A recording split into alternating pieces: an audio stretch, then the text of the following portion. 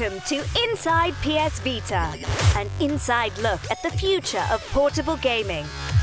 Coming up in this episode, we take an inside look at the power and performance of the PS Vita. We're trying to take the Uncharted experience and then bring it to the next level with something you cannot do on the PS3. All these touch controls, it just opens up a whole new world. I think they'll have a sense of disbelief once they see this thing running in the palm of their hands.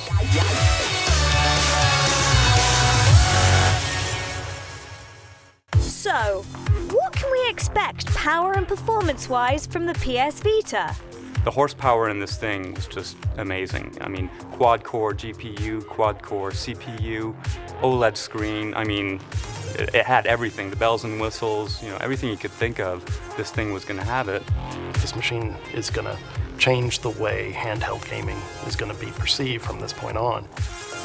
When they told us that they wanted us to make an Uncharted game, we were all blown away. We're like, you've got to be kidding me. Sweet, it was so much fun. So that's how it started. It was like a dream combination of new portable hardware and Uncharted IP, both brought together, and we get to do it. We knew that, if we made the best PS3 game we could, on the Vita, we would have failed. And that was our mantra from the beginning. We want to create an Uncharted for the Vita. Naughty Dog was very helpful. I mean, they give us what we needed, animation, environment, and tons of information. Basically, we can bring the same graphic quality for the PS3 to the PlayStation Vita, which is insane. Now that we've got the dual sticks, and then the motion technology, plus the front and rear touchscreen, the two cameras, it's just been amazing. The first things we started looking at was touch, and how you could actually really interact with the environment, actually being able to point in the environment, drag your finger across the environment, and have Drake follow along. When we were doing the back panel, for example, we came up with the idea of climbing ropes. So we were trying always to use the feature of the Vita in a sense that it will bring something to the game. You can do the traditional controls, aiming and firing, but what we wanted to do for the Vita is add something a little bit more dynamic to the system. So the main thing that we did is when you're aiming around, you can aim with the right stick, and then you can just tilt to adjust your aim. You've got a touchscreen front and rear. So for example, what we decided to do for grenades is when you're holding the system, you can touch the grenade and just drag it into the scene wherever you want.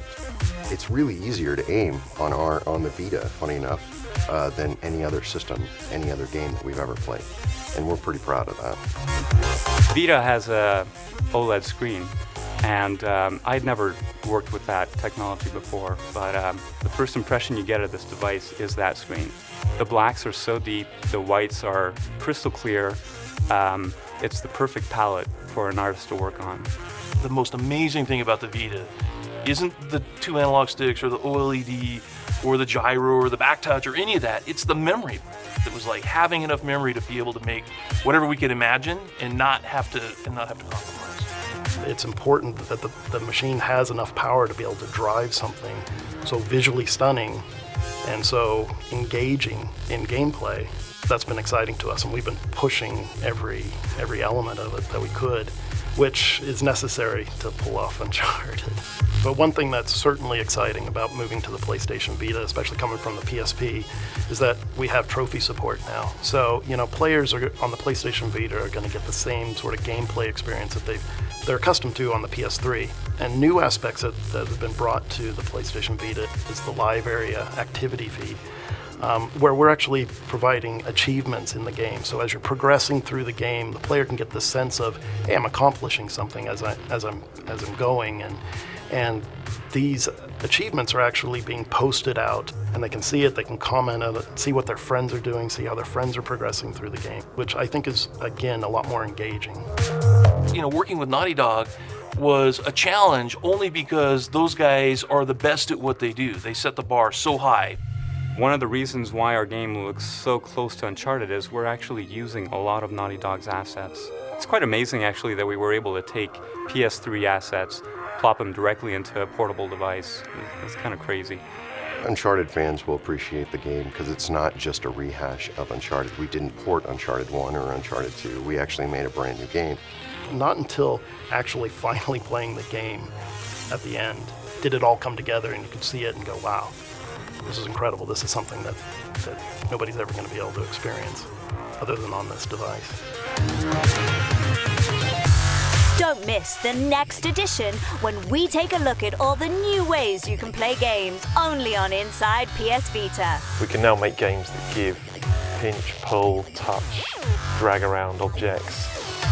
When we found out what the spec was, I think we were quite inspired by just how much stuff it can do.